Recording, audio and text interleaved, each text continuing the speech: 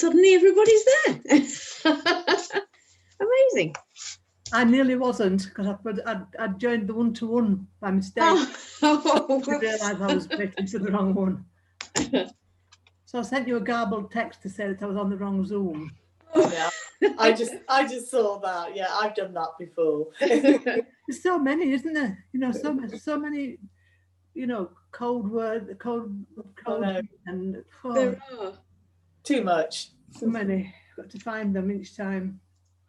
But you're really here. That's lovely. I am. I'm really here. Right. How was your week so far? Well, mine has been a pretty ghastly week, actually. Oh no!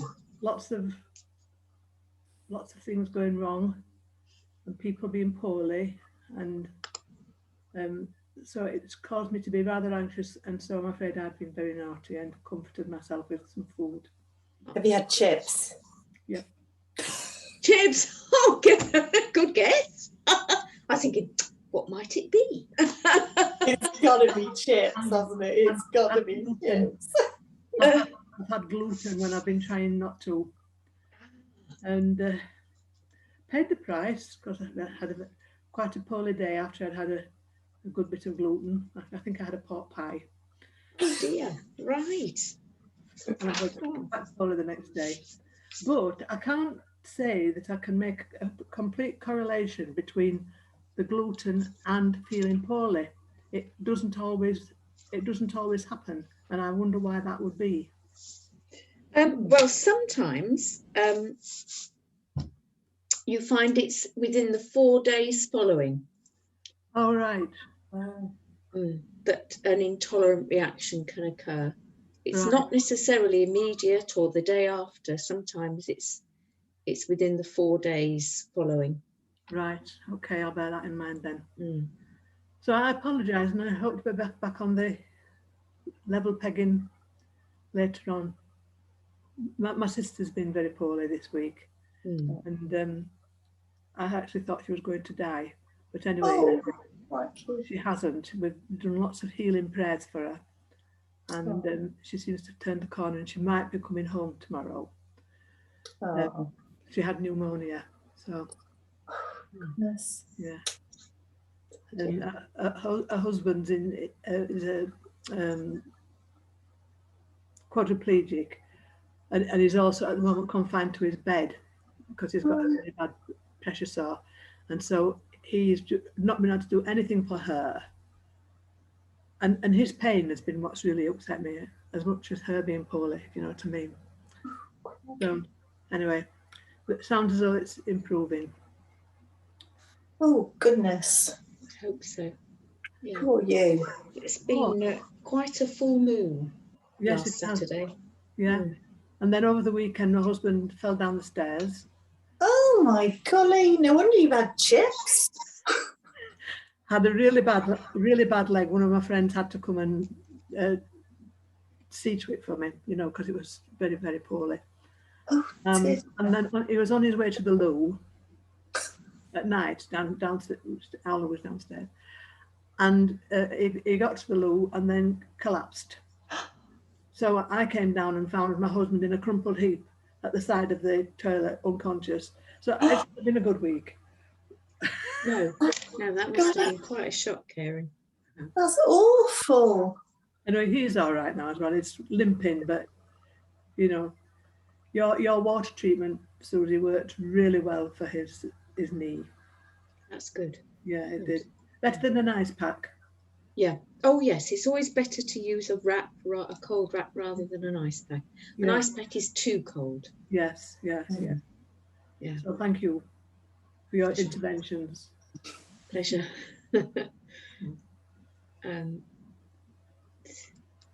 Right. So come on, you other ladies, you confess now. Fess up.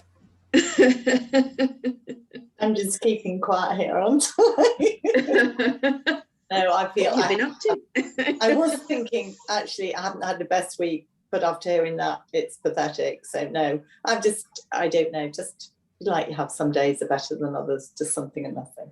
But no, my eating has not been too bad. So I may have one chip tonight because Nigel is having chips. That is a bit hard, isn't it? Yeah. Chips are my one thing. A lot of these other things, not fussed, but chips, really hard.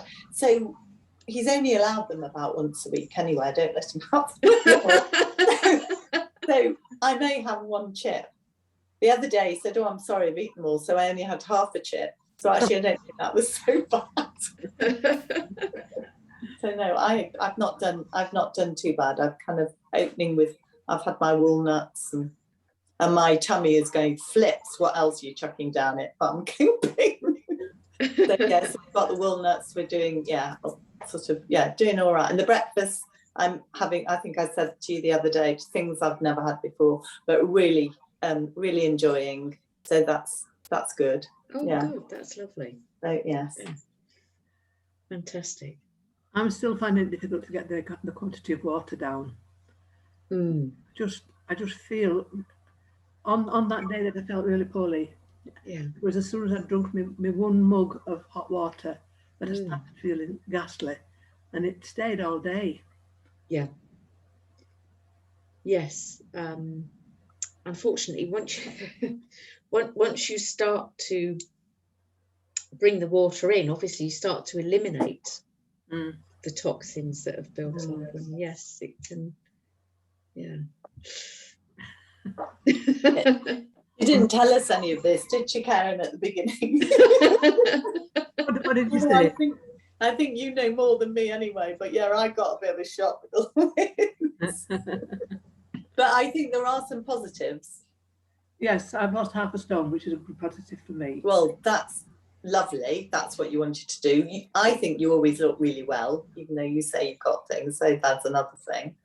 I think I've got a bit more energy, so that's kind of positive. So we've got, but you've had a horrible week, so next week will be better. I mean, on last week's one-to-one, we identified quite a lot of positives. We did. Changed, yes. About half a dozen things that had improved. So yeah, I think that's good. Yeah. Oh, that's good. And a few chips, that's fine. I'm sure Susie's not miffed about a few chips. Well, I will be going camping for 4 days shortly. Oof. And I'm quite sure that the traditional, well, for me, gluten-free fish and chips will occur on the first night. Lovely. You can't beat. Because when you're camping, that first night, when you're putting the tent up, the last thing you need is to be cooking a camp stew. You just need to get out there and get something. So it's always fish and chips. But there are so many places now that do gluten-free fish and chips. And I must confess, I do not eat all of the batter. No, I don't eat that anyway. But the fish and the chips, certainly. Yeah. Oh, that makes us all feel better now. Maybe we'll all have fish and chips.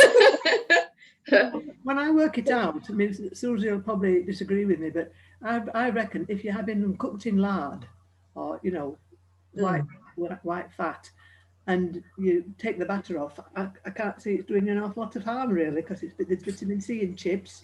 And yes. The fat's good for your brain. I think it's just the quantity of fat with fish and chips, actually, because it's all cooked in fat. Yes. So I always mop it off with kitchen roll before I eat it. Oh. Oh, lovely. Oh dear. How about yourself, Janice? How are you doing? I'm multitasking. So well, I think the really honest answer would be up and down.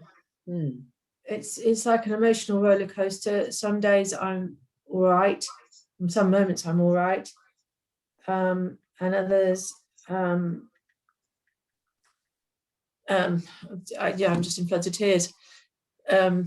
So I just have to take each minute as it comes. As you can tell, I'm in my mum's house now, so I'm sat in Chester. I've got a different background. She's got lots of creative things all over the place because she's highly creative. And I'm sat in the dining room here, I've got sun streaming in through the window, which I'm just thinking makes me look so much better than the kitchen view that I normally have. I quite like this one. You're lovely having any sun. of the wrinkles, yeah. Yeah, there ain't no sun. Yeah, this is much better than my usual view of myself on these calls. So yeah, emotionally up and down. In terms of eating food, it's just what I can manage to cope with.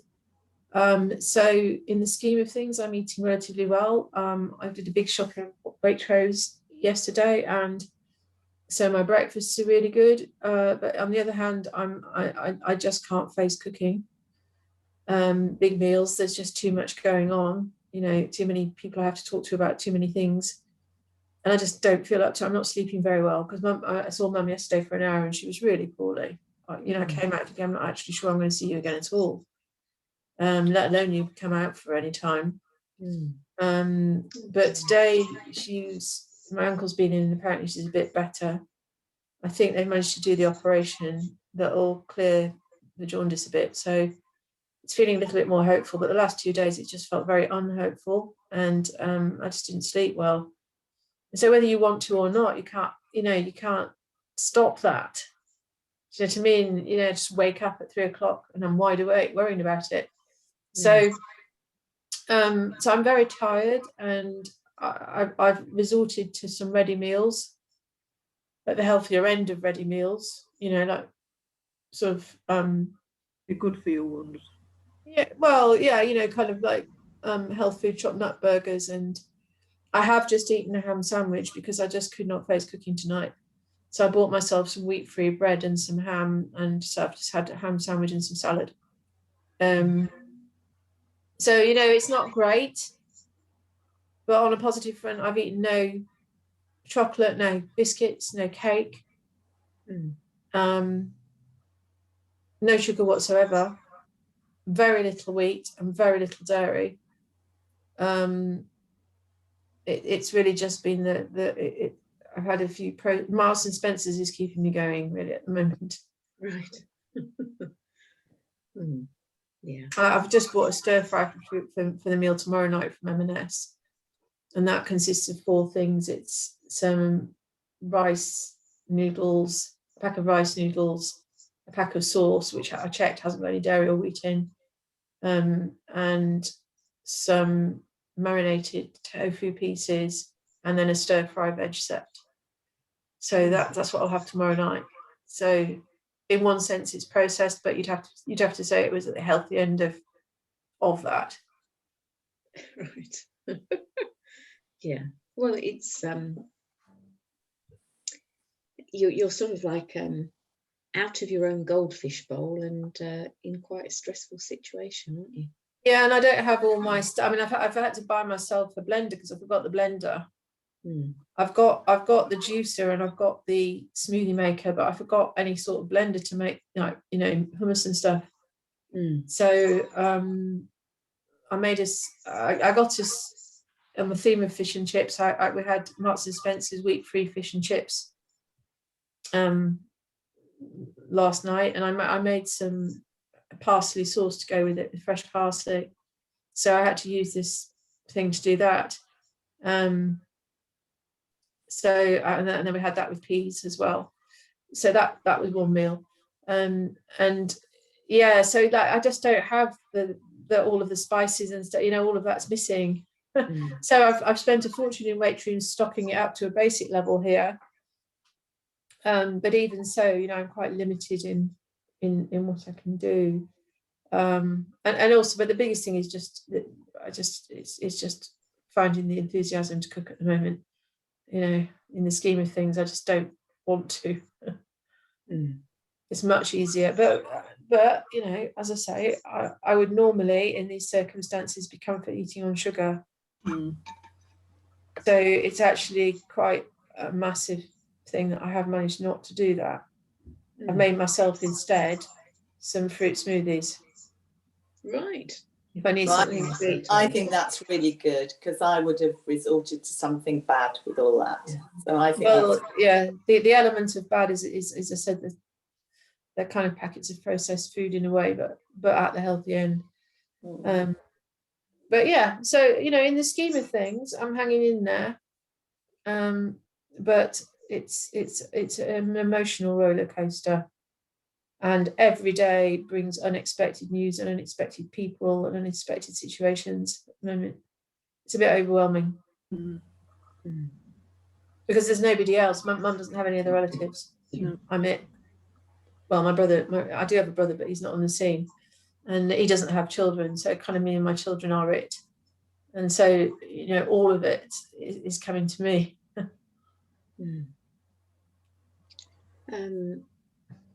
Well, I hope you get some better news of your mum. Are you able to call tonight and find out if she had the stent? Or... Well, my uncle went in this afternoon, and I've got my thermograph tomorrow. My annual thermograph is tomorrow. So he's driving me there and back. So he's going to fill me in on everything they found out this afternoon, tomorrow morning. So that's when I'll find out, I think. But as far as I can work out, I think she's had it, because when I went to see her yesterday, she was in pain on her tummy to the right, and I couldn't work out what it was. And then the nurse said, oh, they fitted something. And I thought, oh, they fitted something in order to do the operation today or tomorrow. But then when this occupational staff person phoned me this morning, he said, well, she's got a drain in. And so I thought, oh, that must have been what it is then. So they've done it. And the pain is she's got this drain in, this bile drain somehow. Right. Because I can't see why they would fit a drain otherwise. Oh, right. So they've done that because they couldn't do the other. Yes. You mentioned that. Yes. Yes. I see. So I think she's now had the operation, and I think that's why I've got the call from the occupational person. So that's good news. It would also explain why she looked so ill when I saw her yesterday, because I probably, without realizing it, saw her just after she'd had all of that. And I didn't realize that. Nobody told me. So I thought she was just, shockingly ill, which she is. But apparently she's perked up a bit today, my uncle was saying. So I think it was the operator. But if she has had that, then that's really good news. Because what was making her feel so poorly at the moment was the bile backing up. Yes. Yeah. You'd think that somebody could have told you exactly what had been. Oh, listen, until you go through this experience, you've no idea how hard it is to get information out of hospitals. You would think it would be easy, but it isn't. First of all, you have to have all of the signed papers. She had to have signed papers to give me permission to get information. So you have to go through all of that. And then once you've got through that, there are only certain people that are allowed to give you that information, in case the other people that might give you the information get it wrong because they're not qualified. Yeah. So no nurses can speak to you. No porters can speak to you. Nobody on the ward can speak to you. The only person who can speak to you about what's happening is the doctor. And they're never there when you ring up.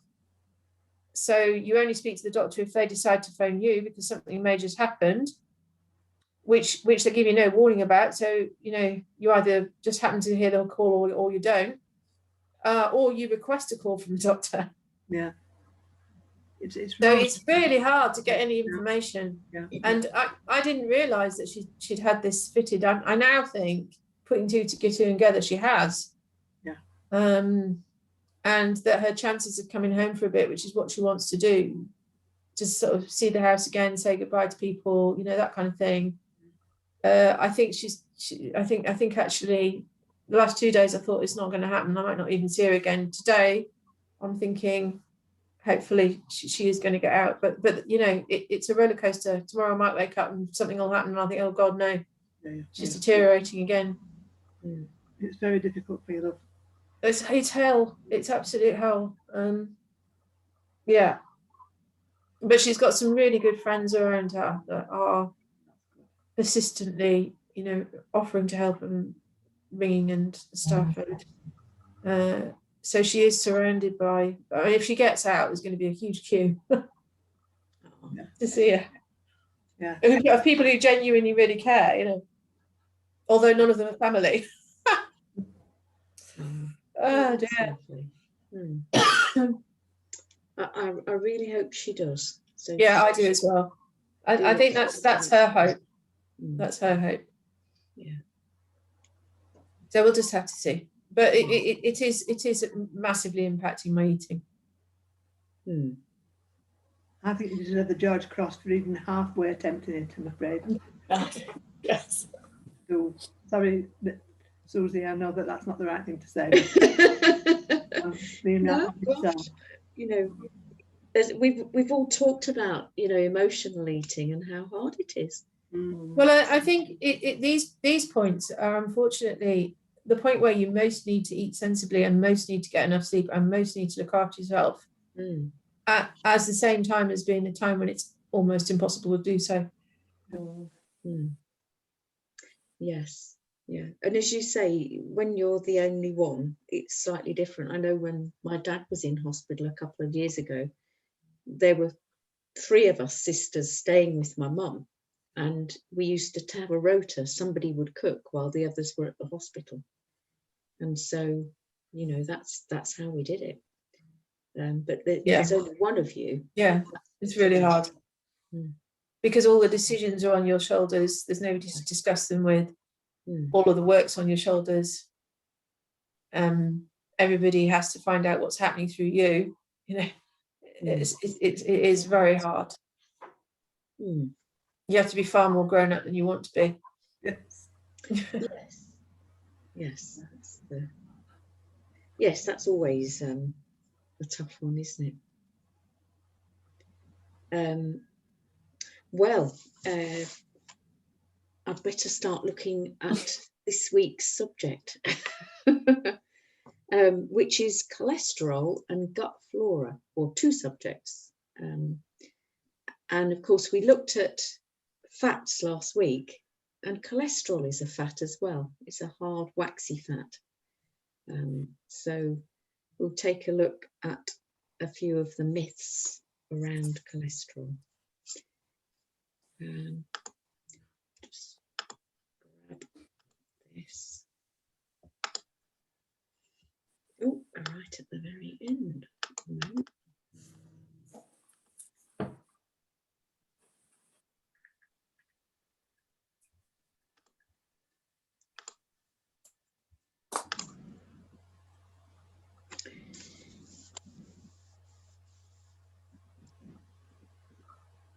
Has anybody ever had a cholesterol test?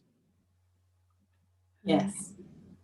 Yes, I have them regularly. Well, every year.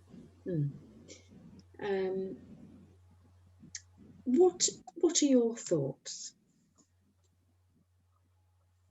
on cholesterol? What do you feel you know of it? And well, I don't particularly fully understand the principles of it, but I know that you do need cholesterol for your brain, I believe. And I know there's an awful lot of myths going around to persuade you to have statins, which I'm very opposed to. So I was using the margarines for quite a long time, and that lowered mine a little bit. But then when all the things about not having margarine came up, it left me a little bit not knowing what to do. We did try to have stevia, but that was very expensive, so we didn't have that. So we just tried to manage it, and mine is too high, according to the doctor. Yes, according to the. But I'm not prepared to take the tablets, so I try to deal with it with my diet, really. Right. Thank you. Any other thoughts? I think because I've worked with you so long, I just try. I try not to buy in too much to whatever is out there. So for me, I'm just thinking this is yet another thing that if it goes out of balance would be a problem, and you need to just eat the right foods that it's balanced. But what that would mean in reality, I don't know. I don't know a lot about cholesterol. I know more about the gut flora one because I've had a lot of problems with that. You know, I kind of have more of a candida type profile, so I've learned a bit more about that. But the cholesterol thing, I mean, I just assume that it's a necessary thing, but in moderation, and that, you know, eating healthily it will involve having to make sure you've got the building blocks for it, and that you eat the right things, that it's not out of balance, I suppose. It's the general principle with everything after a while with you. There's cholesterol and bad cholesterol as well, isn't there? Yes, there is. Well, again, that is something that I'm going to look at this evening, what LDL and HDL cholesterol actually are. Okay, make a start. So these are the NHS cholesterol targets. They like you to have a total cholesterol of 5 or below, and that ideally your HDL, which they deem to be good cholesterol, is 1 or above. The LDL, which they deem to be bad cholesterol, is 4 or below, and the non-HDL bad cholesterol is 4 or below.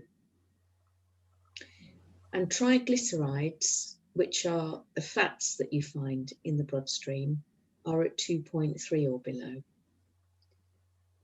So when you go and have a test, they just give you the total.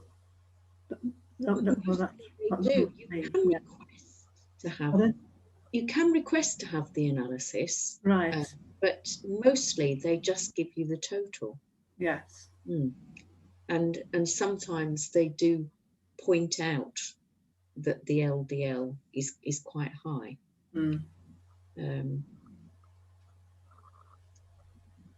So we've already mentioned that cholesterol's a hard, waxy fat. We don't actually need it from the diet because your body makes it. It's perfectly capable of making it. So the cholesterol that's found, for example, in eggs, will not necessarily contribute to raised cholesterol, because as well as making it, your body can also excrete it. Now, the reason it's called LDL or HDL is that you have a fat and protein mix, which is like a little taxi or vehicle that carries your cholesterol around the body. Now, if you look at the top picture, cholesterol is something that you have at about a ratio of between 40 to 50%, let's say roughly 45%, in each and every one of your cell membranes. And it sandwiches itself between the phospholipid layer, or phospholipids in the membrane layer. And what cholesterol does is it acts as a stopper, if you like, to prevent water loss from the cell. So if you can imagine, the more dehydrated you are, the more cholesterol you carry to your cells in order to prevent water loss further from the cells. And I'll just remind you of the ratios of water loss from the cell and the body fluids, because when you're dehydrated, you get about an 8% water loss from the vascular beds, which are those tiny little capillaries at the end of your circulation. You get about a 28% loss from inside the cells, and then the remainder from the fluids bathing the cells. And so if we look at cholesterol, if we turn the usual cholesterol theory on its head, that cholesterol that's plugging the cell membrane is actually a protective mechanism to prevent further dehydration. But the unfortunate thing about it is that instead of allowing a very flexible, lipid membrane, it's actually creating a much denser cell membrane, which is much harder and more cut off from the other cells. and darker inside. So it's not great, but it's how your body manages homeostatically the fact that it's dehydrated. So it's always thinking about, if my body is, it has every ingredient it needs, enough water, enough nutrients, then the cell membrane is going to be very flexible and fluid and open. But if I'm dehydrated, then it's going to plug the gaps with cholesterol. So LDL lipoproteins, low density lipoproteins, carry cholesterol from your liver to your cell to plug those gaps. High density lipoproteins carry cholesterol from your cells to your livers for excretion. So it converts the excess cholesterol into bile salts so that it can excrete it. Now, unfortunately, LDL cholesterol is referred to as bad cholesterol because it's not being excreted. It's being carried in the bloodstream from the liver to somewhere in the body. And so the reason that's deemed as a bad thing is because of a belief that what we layer up, for example, in our arteries is cholesterol. But in actual fact, I'm going to show you that is not the case. It is not cholesterol that we're layering up and bunging our arteries up with. So the reason HDL is felt to be a good cholesterol is because that cholesterol is going from the cells to the livers, to your liver, sorry, not your livers, to be excreted. Now, the trouble is that cholesterol is absolutely vital to the body, and we'll have a look at what we use it for in a few moments.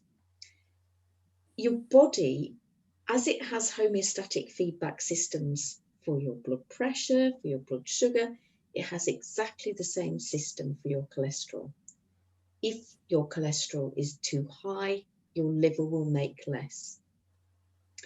So that's why eating cholesterol doesn't really affect your blood levels, because if you eat more and your body is using that, it won't have to make as much.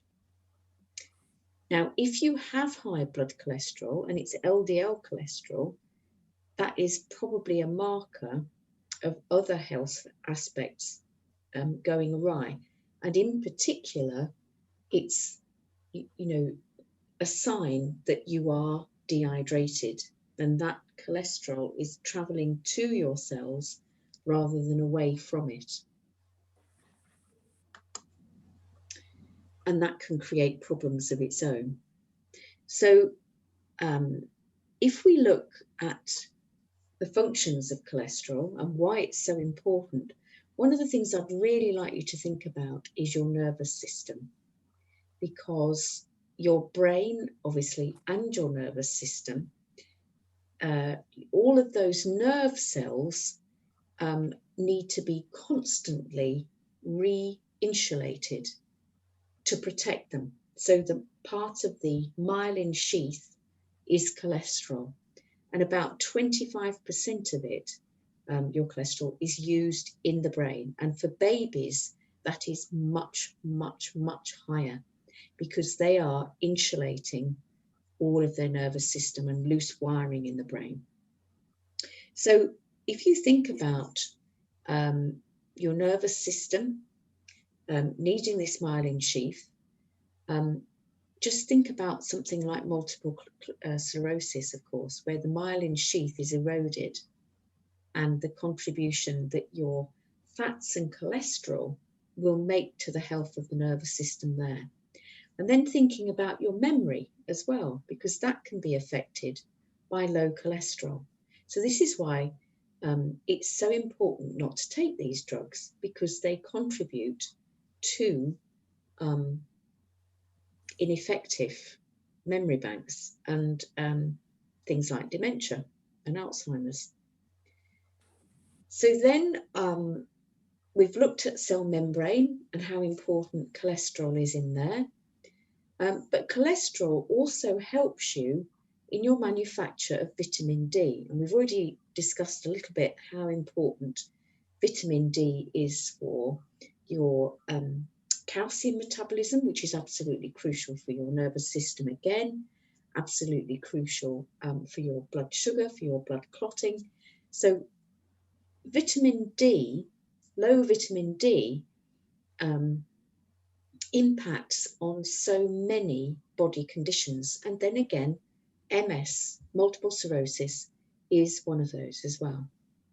So hugely important in the body.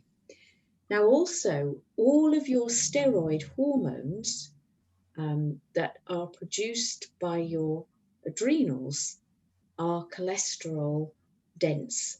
They need cholesterol as part of their makeup. And all of that little list there, and some of them obviously will be,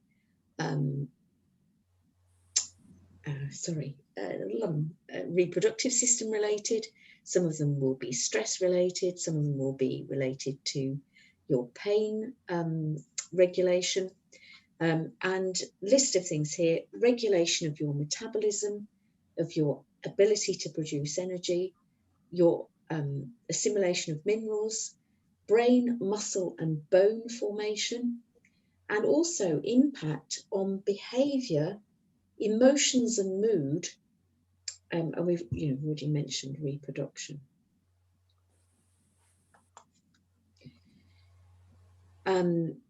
So we said all the adrenal hormones are cholesterol hungry, is steroid hormones.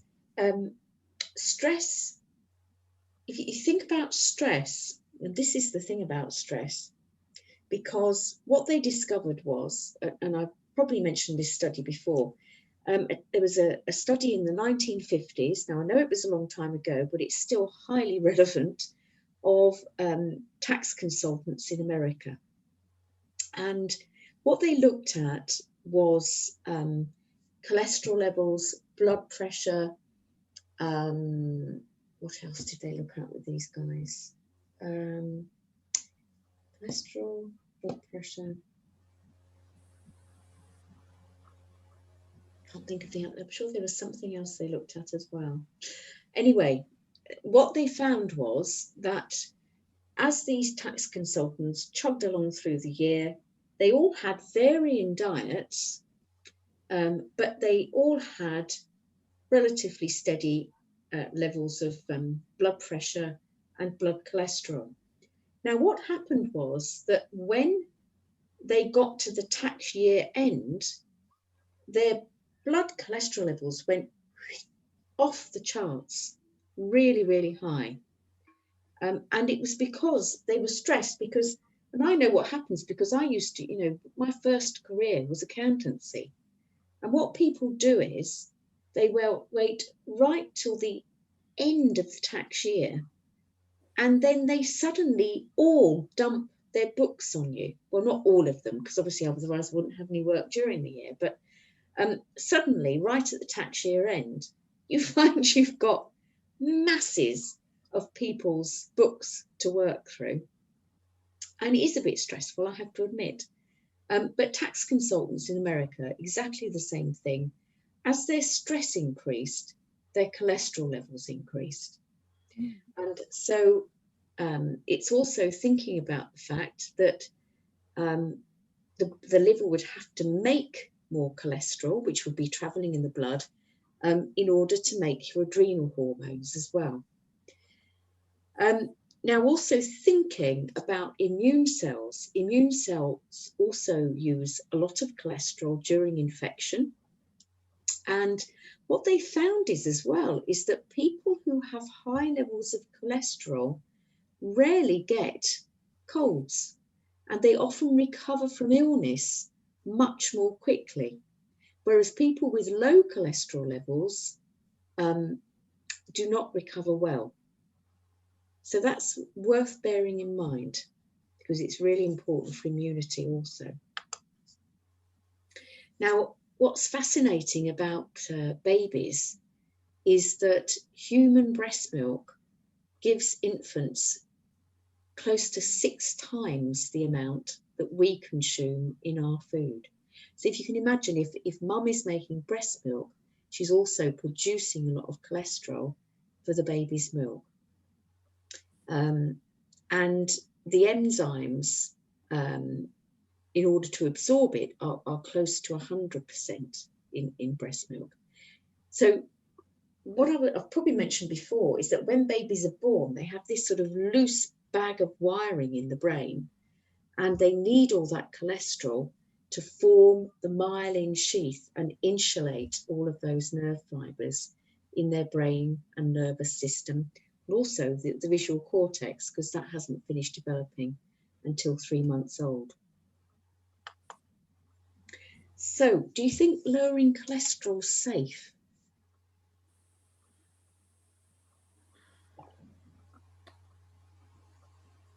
Well, it would need to be controlled by somebody who knew what it ought to be, surely.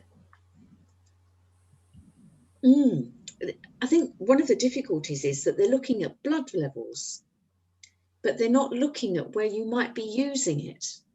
Right. That's one of the things. You see, blood tests, they're great, but they're like a snapshot at any given moment. So they're not, monitored, say, 24/7 over a week or something. And also, they do not look in detail at where you might be using that cholesterol. So you might be stacking it into your cell membranes because you're stressed and dehydrated. You might be using it because your immune system's a bit challenged that day. If you're a person of reproductive age, you might be feeding the baby's brain with it. It really is a bit of a gung-ho measurement of cholesterol.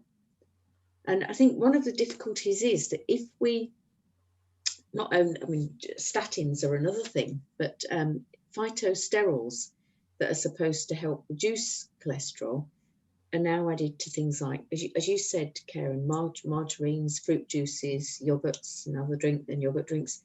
And because it makes their brand kind of a premium product, there's other companies looking at adding it. But, it's asking the question, well, what are the long-term effects of lowering cholesterol with the additives?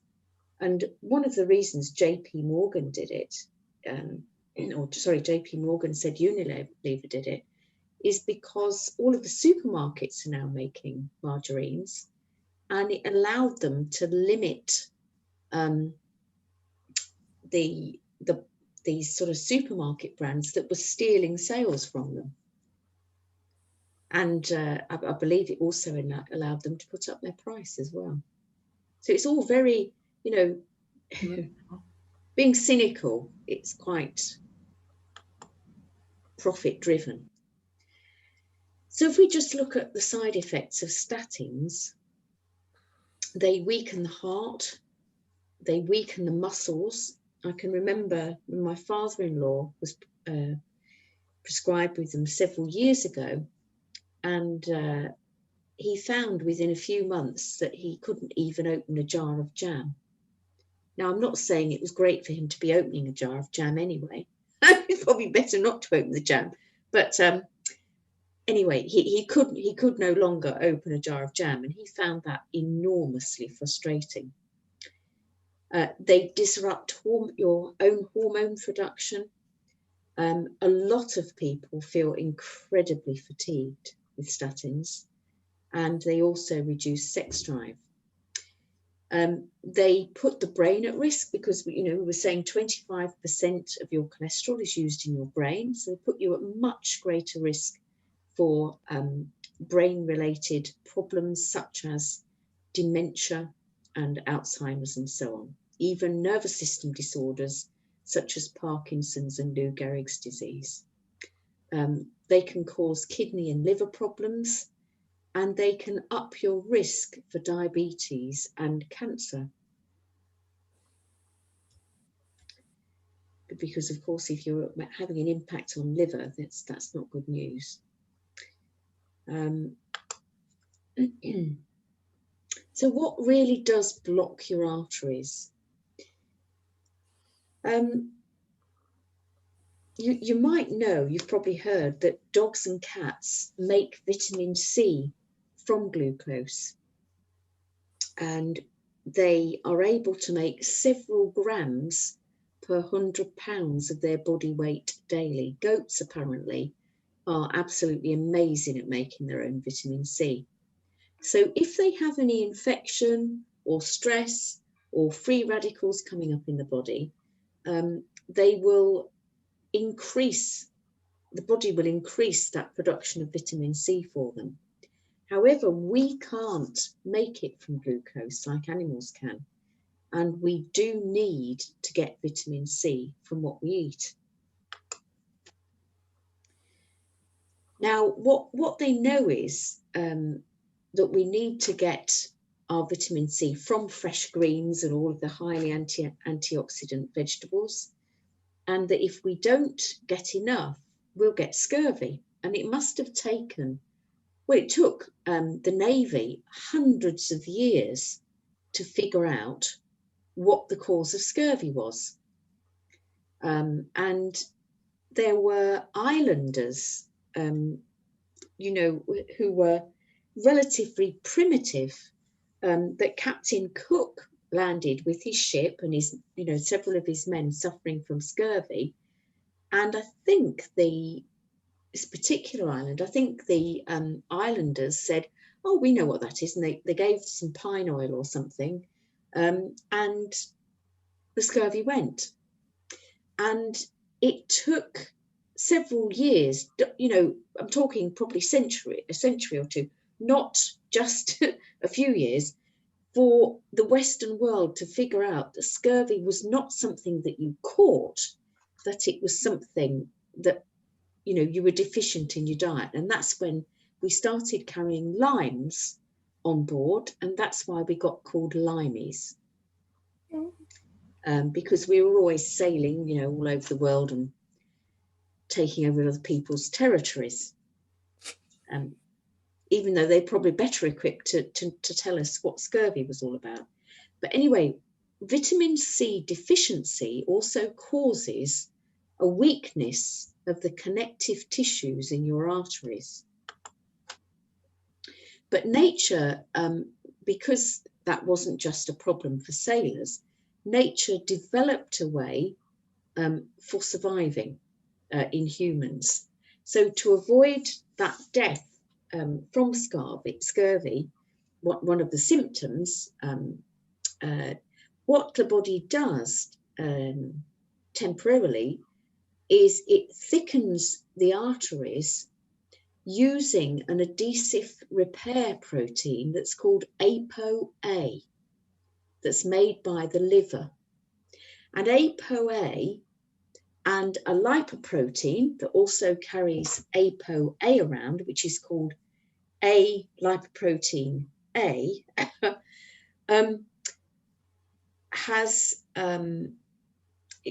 is what we are sticking up our arteries with. And so it's not cholesterol, but it has such a strong resemblance to LDL that the artery thickening was initially blamed on LDL in the early research.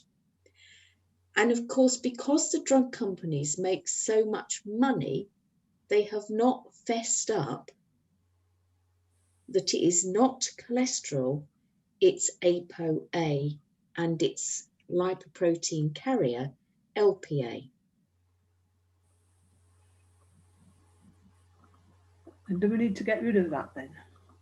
We completely need to ditch that myth about cholesterol. Yes. Oh, the ApoA.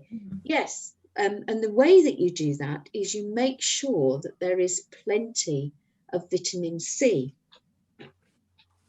But then if you think about the fact that they are measuring LDL cholesterol in the bloodstream, is thinking about what the LDL cholesterol is then used for. And so the more hydrated you become, the lower your LDL gradually becomes in the bloodstream, because it's not needing to travel from the liver to the cells any longer in quite the same quantities. Does that make sense? Sort of. Yeah. Quite complicated, that, isn't it? Well, all we need to know really is that we've got to keep drinking lots of water, and the yes, don't really need to understand it, do you? yeah.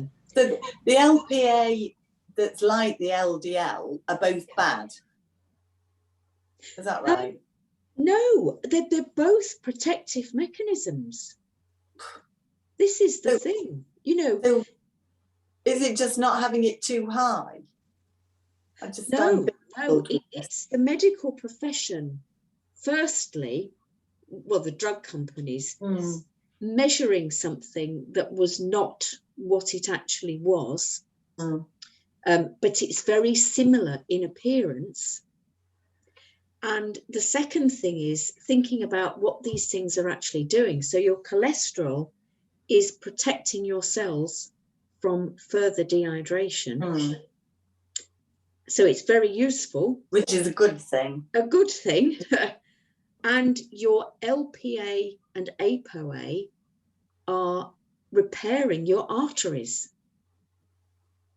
And the unfortunate thing is that the lower the vitamin C somebody has, and the more, because the other thing that unfortunately binds up in this glue that sticks around in the arteries is dumped calcium, which we spoke about a couple of weeks ago. There's not as much calcium being dumped in me anymore. So, you know, it's thinking about, well, if I'm misplacing my calcium, then it's that that's getting caught in the glue, if that is what is happening in the body, that is binding up in my arteries, possibly into the brain, which will contribute to stroke, or in the heart, which will contribute to, of course, cardiovascular disease.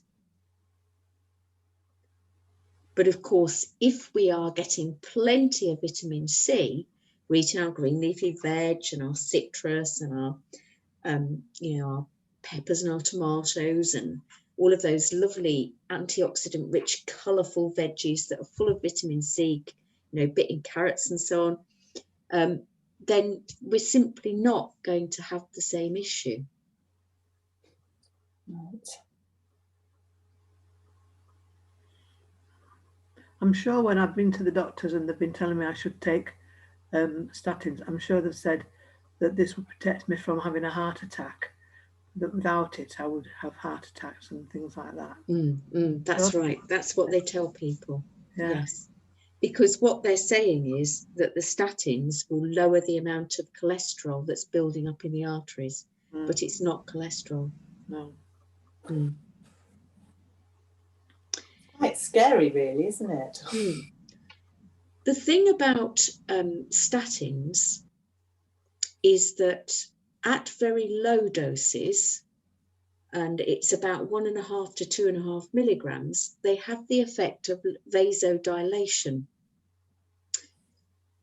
which is that they relax the arteries a little bit.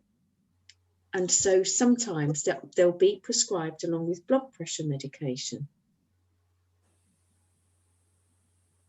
But if they're wanting to give them to you at 40, 80 milligrams, then the effect is cholesterol reduction. Could you say that again, please? I didn't get. What they discovered was that if they give you statins at very, very low doses, about 1.5 to 2.5 milligrams, that the effect in the body tends to be vasodilatory. So it will make the blood vessels relax, which may be protective in heart conditions. Whereas if they give it to you at 20 milligram, 40 milligram, 80 milligram, which are more standard levels, that is for cholesterol reduction. That doesn't have particularly a vasodilatory effect. Thank you.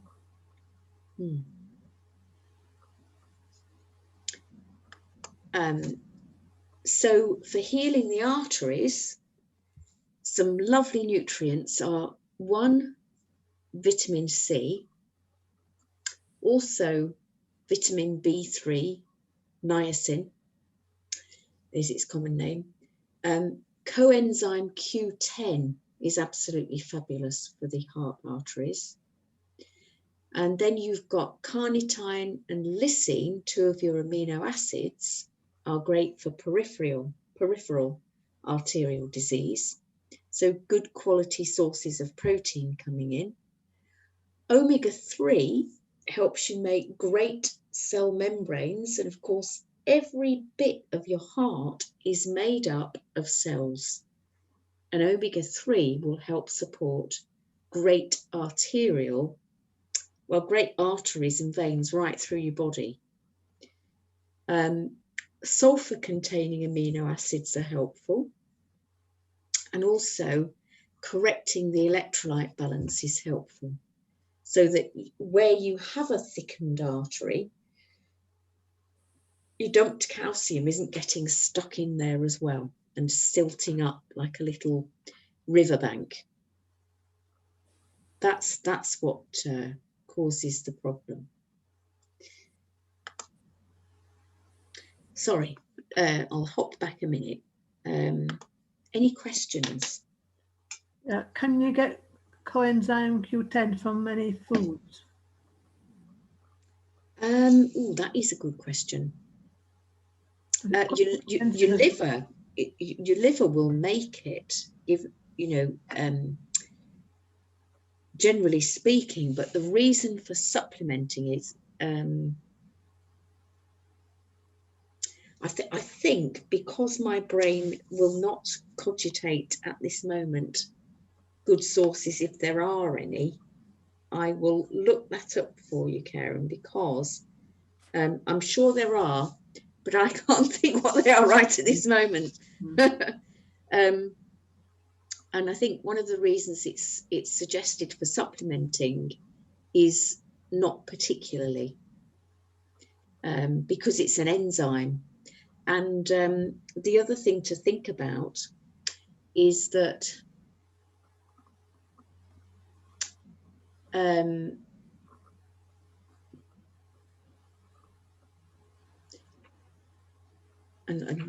something flitted in and flitted out again then. I'm trying to think of too many things at once.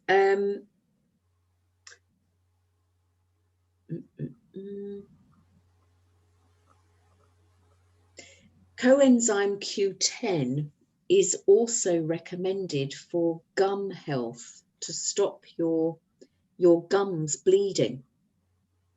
So people who suffer from, periodontitis find that coenzyme Q10 can be very helpful. So if you can imagine that exposure of all the tiny little blood vessels that is occurring with periodontitis,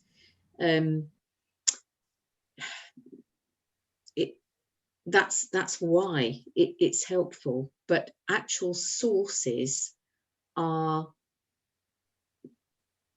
more difficult, and it's almost relying on giving the liver what it needs to help, and also supplementing if it's a problem. So I think my best thing is to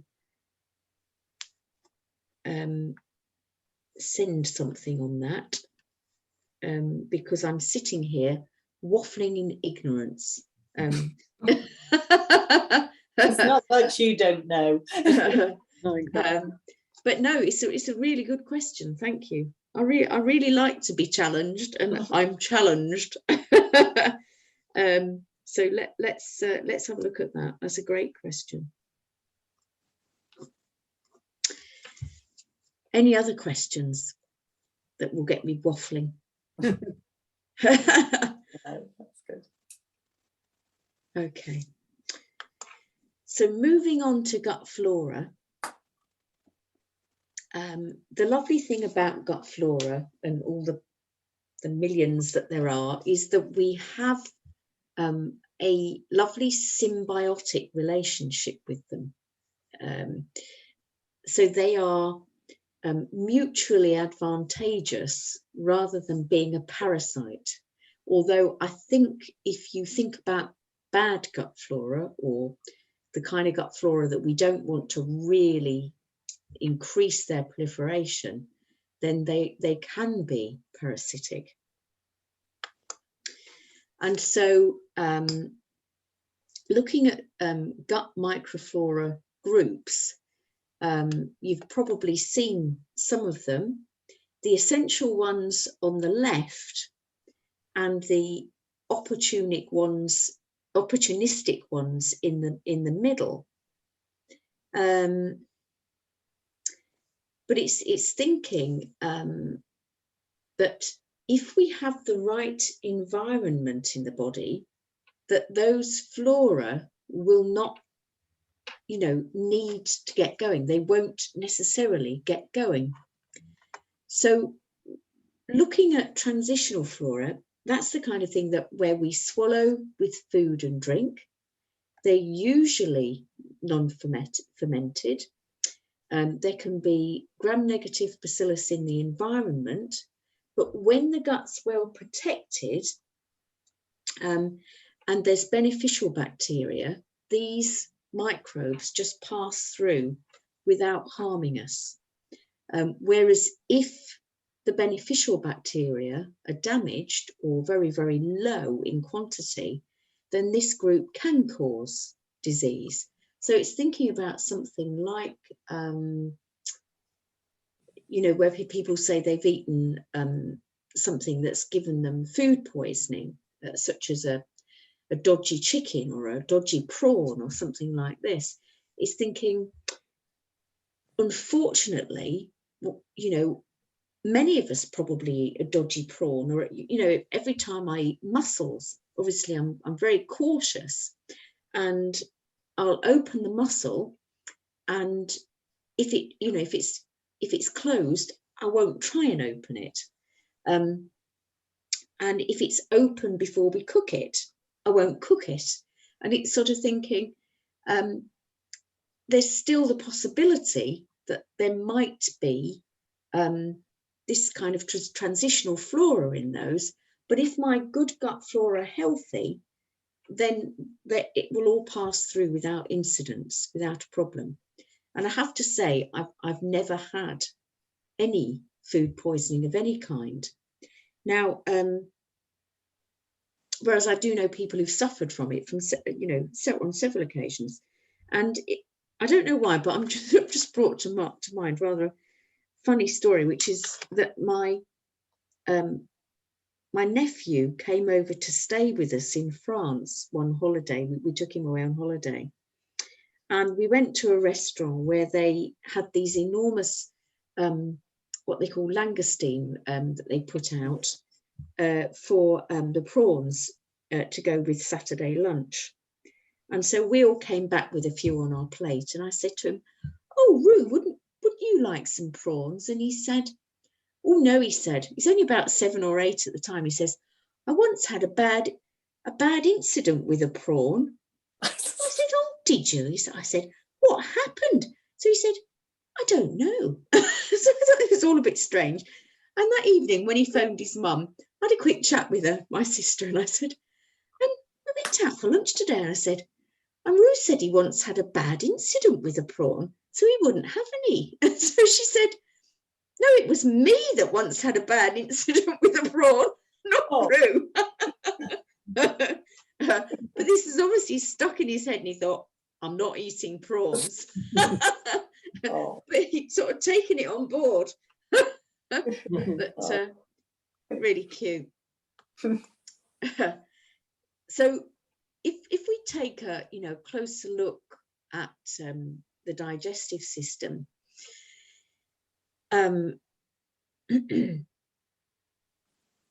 really at every level we're producing enzymes, obviously to help break down our food. So you've got the salivary glands producing carbohydrates and salivary amylase to help start to digest starches, down the esophagus in your 8 seconds to the stomach, where the food's being pummeled. You're producing the protease enzyme to help break down your proteins, and the hydrochloric acid is there, one, to kill some of the bacteria that enters. So this is why it's great if we've got our stomach acid at the right pH, and 2, because that protease enzyme needs a pH of 2 to work in. Now, I've mentioned before the esophageal sphincter at the top and the pyloric sphincter at the bottom. And those are rings of muscle that are squeezed tight shut most of the time, but of course they open out as necessary to receive food and then to let partly digested chyme enter the small intestine. So then you've got your liver producing bile to emulsify your fats and neutralize that stomach acid as it enters your small intestine.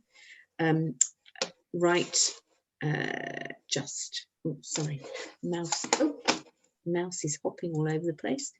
Right just at the top of your where's the stomach, releasing from your stomach here. And then the pancreas here is producing all 3 enzymes, protease for protein, carbohydrates for carbohydrates, and lipase to digest your fats. And the small intestine also, as everything works through, is also still producing all of those enzymes. A lot of those nutrients then are absorbed from the small intestine into the blood. And what we're going to have a look at is the inner surface of those of the small intestine, which is lined with these little villi, which increase the surface area. So the whole length of your small intestine, that 26 foot of tubing, is covered with a bacterial layer. And that bacterial layer, that gut flora, is a natural barrier.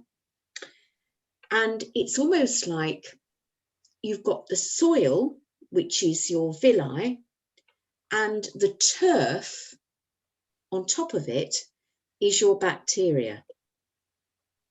And so these little bacteria are amazing because they produce antibiotics, antifungal type substances, interferon, lysozyme, surfactants, and these engage your immune system to respond to any invaders, such as a dodgy prawn, for example. Now, they reduce the pH near the gut wall to about 4 or 5, which is still too acidic for bad flora. So this is why you can see when you've got a candida type environment thriving, that it's the wrong pH in the gut that is allowing that bad flora to proliferate. And what you've got in the enterocyte is little enterocytes, and gradually they birth in the crypt of your villi right down at the bottom, and they gradually grow and develop where's my mouse gone? They're getting bigger and bigger as they move up the villi. So you've got little goblet cells producing mucus, which help keep everything moist. And you've got these little enterocytes that are protecting all of the blood vessels and nervous system, collecting nutrients inside all of these teeny tiny little villi. And of course, the villi have just increased the surface area of your gut by manyfold. Now, these gut flora are like the walls of your city inside your small intestine.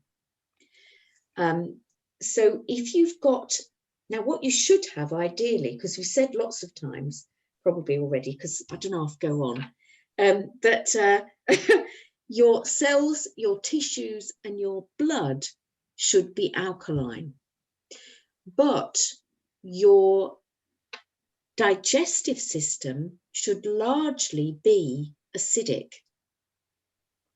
Now, if it isn't, your good gut flora are not going to flourish. And that means that the walls of your city, these little enterocytes in the villi and all the good gut flora on top of them, are not well protected. And that means that your opportunistic, your parasitic flora can get a hold inside. And these pathogenic bacteria can even invade your gut cells, the mucosa that is lining your little villi. And once the bacterial band, that bacterial band is broken, that's when the pathogens can start accessing your gut wall, and that's when they can start causing a lot of inflammation and discomfort, and cause, when they're proliferating, you can feel, you know, with candida conditions, absolutely exhausted and so prone, you know, the immune system becomes so low and downgraded. So these flora that are nourishing the gut provide energy. They nourish the cells that are lining the gut. They digest your food and convert it to substances that will nourish specifically your gut lining.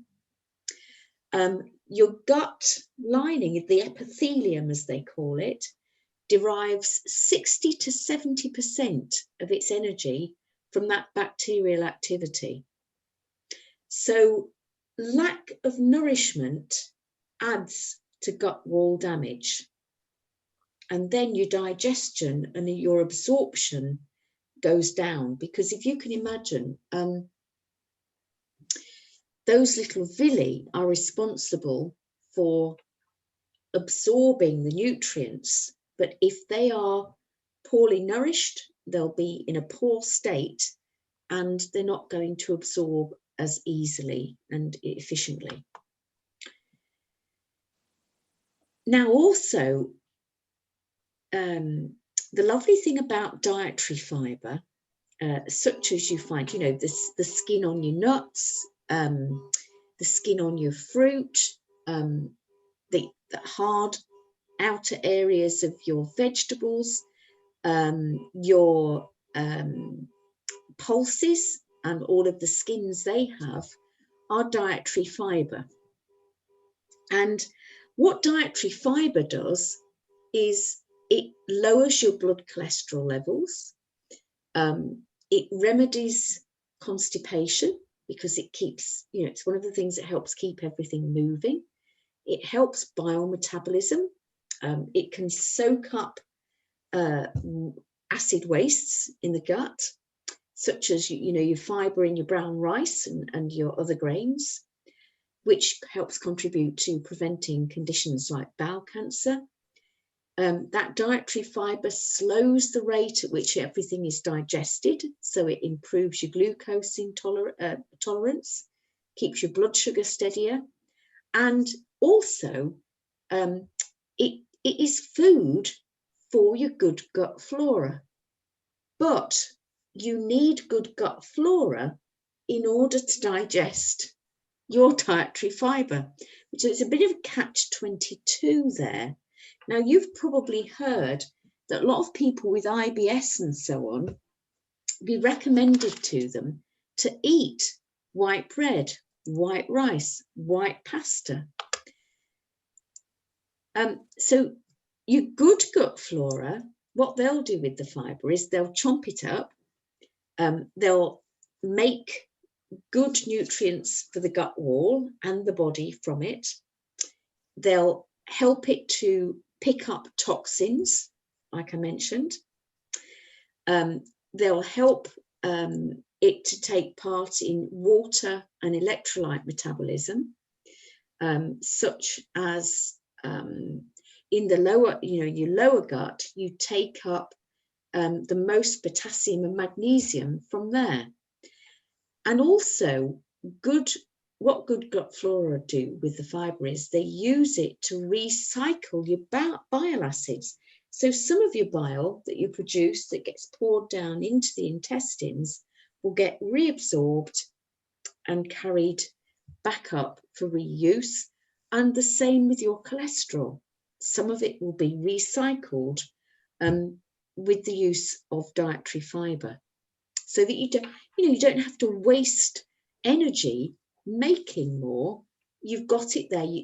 All of it is not being used. It can be recycled and brought back round for reuse.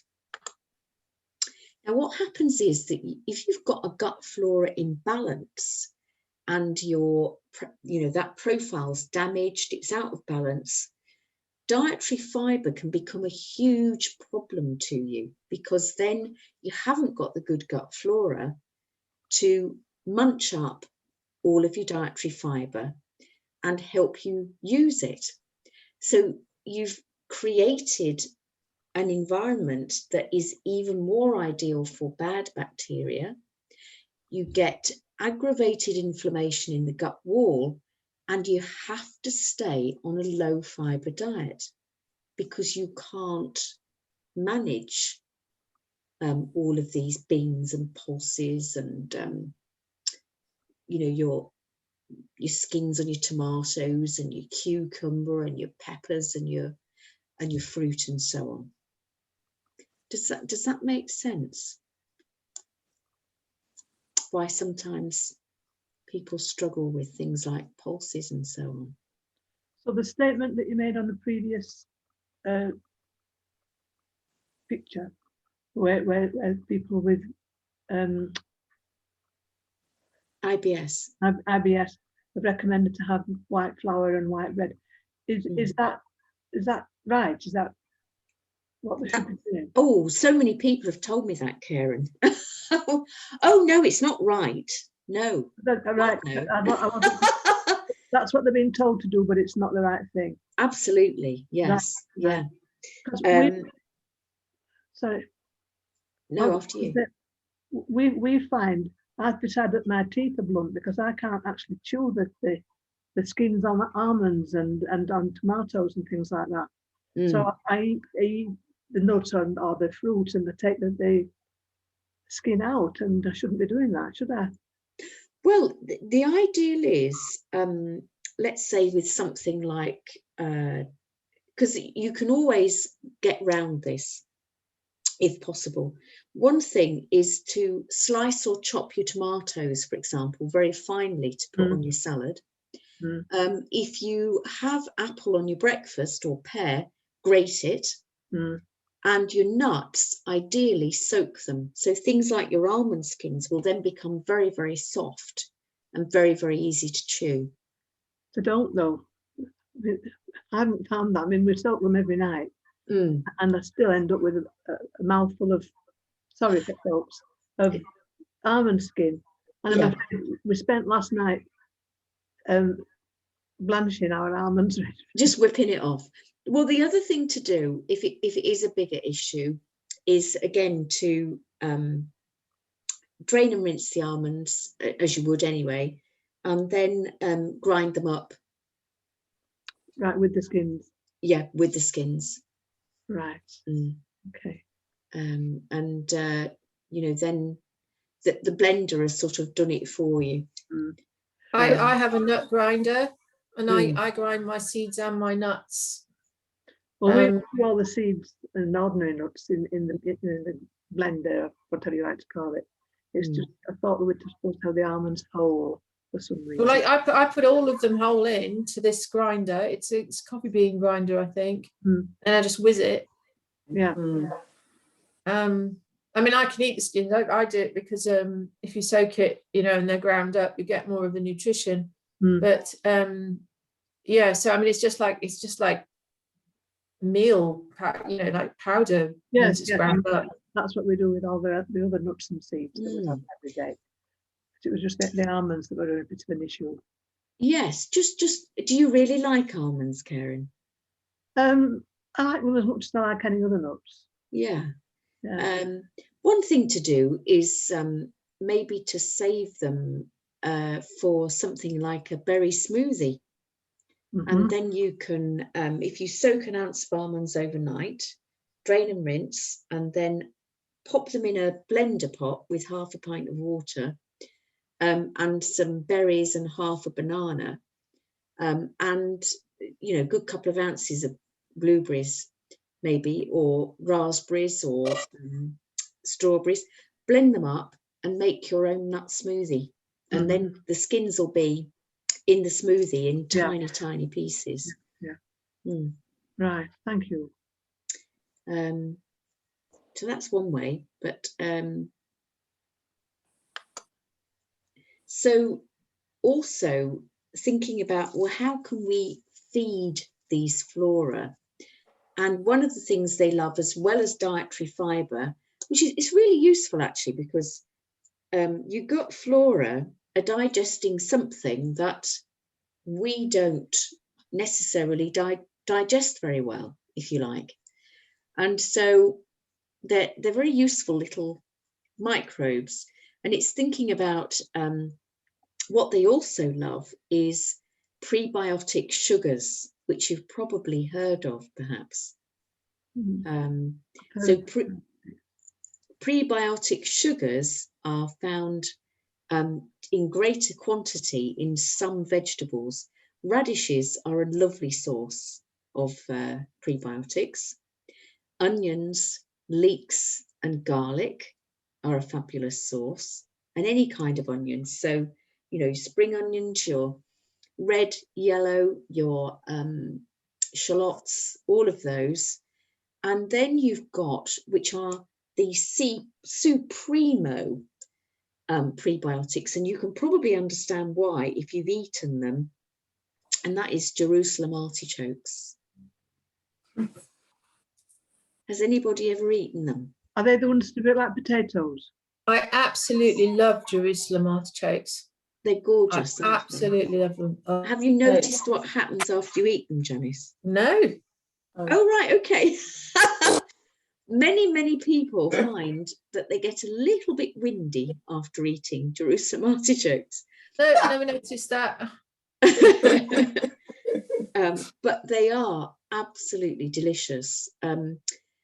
Hugh Fernie Whittingstall does a gorgeous recipe that I must send out, that you roast them with red pepper, and then you kind of make a mash, which is delicious with salads. Absolutely lovely. But they're lovely as soups. They are lovely roasted in their own right with other vegetables. Really lovely. Now, these ones are prebiotic sugar high, but they are also somewhat higher in carbohydrates. So things like parsnips, your sweet potatoes, your yams, your carrots, your beetroot, lovely sources of prebiotics, but just put less on your plate because they're a bit higher in, you know, carbohydrate sugars. Looking at fruits containing prebiotic sugars, I mean, probably I've said before that bananas obviously are quite sweet. They're something I would share with somebody else. Have half a banana each, if you can, or pop half in the fridge for the next day. Apples are a good source of prebiotic sugars, particularly green apples. Lemons and limes are a lovely source of prebiotic sugars, and also your black currants are a lovely source if you happen to grow any of them in your garden, or you can access them from a local market. Unfortunately, don't see those very often now. Blueberries have kind of taken over. Just looking at some of your soluble and insoluble fibre in your vegetables, asparagus and Brussels sprouts are good sources of soluble fibre. Now, soluble fibre is something that dissolves in water and forms a kind of gel. So this is why aloe vera is so helpful, because it is a kind of soluble fibre gel that is easily digested by your good gut flora. And so I don't know if you've ever had the experience of taking aloe vera, but some people find that when they've been taking it, say for about a week, they suddenly think, oh, do you know, I feel really quite good. It's not something that I particularly prescribe, because hopefully if you've got the rest of your diet right, you should feel quite good anyway. But if people, have been a bit low, then a little boost with some aloe vera can be rather nice, and it's very, very hydrating as well. Anybody ever taken aloe vera? I eat the leaves. Oh, you eat the leaves, right? Okay. And then insoluble fibre is obviously, it doesn't dissolve in water, but it helps steady the rate at which the food paces itself through the gut. And cabbage and celery are fabulous sources of insoluble fibre. So, I've talked about how wonderful celery is in terms of your organic sodium. Obviously has organic potassium as well, but it's also amazing because of its insoluble fibre. So nice thing to stick a bit of nut butter in and chomp your way through. Then obviously you've probably heard that fermented foods are also a good source. So things like your sauerkraut and kimchi, kombucha, if you are okay with caffeine, even at very low, at very low doses. Water kefir, I don't particularly recommend dairy kefir, but obviously that again is a lovely fermented food, so much better to have a kefir yogurt such as Yo Valley do now, rather than any other. And then you've got things like cider apple vinegar that comes with the mother. So if you're going to get cider apple vinegar, I would always look for it coming with its mother, because it will have been properly fermented and have some prebiotics there as well. And you've also got things like pickled cucumbers, which if they've been properly fermented with lactic acid, will again have some nice ferments as well. What's the top left? Yes, missed that one out. Thank you. Miso, tempeh, and natto. So miso, tempeh, and natto are all fermented soy products. And I don't particularly recommend, as I mentioned before, soy milk. But if soy products are fermented, they are far more digestible. And again, they're a nice source for good gut flora. So have I sent out a chicken noodle soup at all? Right, I must send that out. What is that? What are those stacked up on top of each other? They're tempeh and natto. So that they come in sort of a solid block, whereas miso is the paste on the, well, the miso is the paste on the left, The tempeh is the middle, top, and the below, I believe, and the natto is the right-hand side at the top. I use the miso in the same way as I used to use Marmite. You know, Yes, as a yes. flavour addition. Yeah. Because the great thing about those as well is that they're all fermented with sea salt. Right. Yeah. And miso is a lovely flavouring you can use instead of stock. You could use a little bit in stir fry, for example. Yeah, that's when I use it. Yeah. The sauerkraut, Susie. I was meaning to ask you because I've heard you say that it's good, and I do use it. Yeah. It's made with masses of salt. Yes, that's right. So it's one of those things that you'd probably put, you know, a nice sort of dessert spoon on your salad plate or next to your stew, but you wouldn't eat masses all at once. Right. Right. We might have been eating it a bit too much. And what's the other one? The kimchi. I can't find that anywhere. The kimchi. I'm just trying to think which company in this country makes that. Not Biona. I will look that up and see, because I've managed to get a brand now and again. But is it similar to the other one? It's spicy, is kimchi. Right. Quite hot and spicy. Right. So if you're a bit dubious about eating too much spice, then it might not be such a good idea. Right. But it's lovely. It's very flavoursome. Right. Cute. And then you can use things like horseradish and thyme and include, you know, a bit of horseradish, say, in your smoked mackerel pate if you make it. Thyme obviously is something that you can use in stews and soups, and they're both lovely for preventing so much bad bacteria proliferating. So just a wee summary: good gut flora are lovely for mood and memory. They are great for sleep because about 80 to 90% of your serotonin, your good gut, is made by your good gut flora. So they're hugely important for sleep because serotonin is the precursor for your melatonin. And then they're great for immunity because they support your immune system in the sense that they reduce your likelihood of being affected by these incoming pathogens.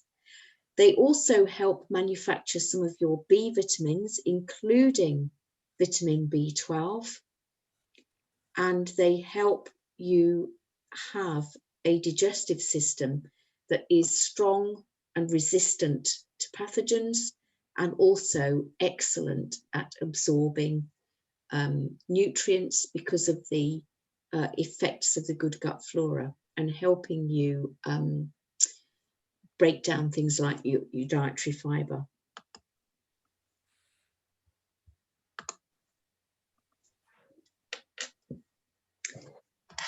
Okay. How are you doing? Is that any questions you'd like to ask about gut flora? Just how to remember it all. It was really, really interesting, but there was a lot of stuff in that I didn't really know. Well, we wouldn't probably have known, would we? Anything about, but very interesting. Yeah.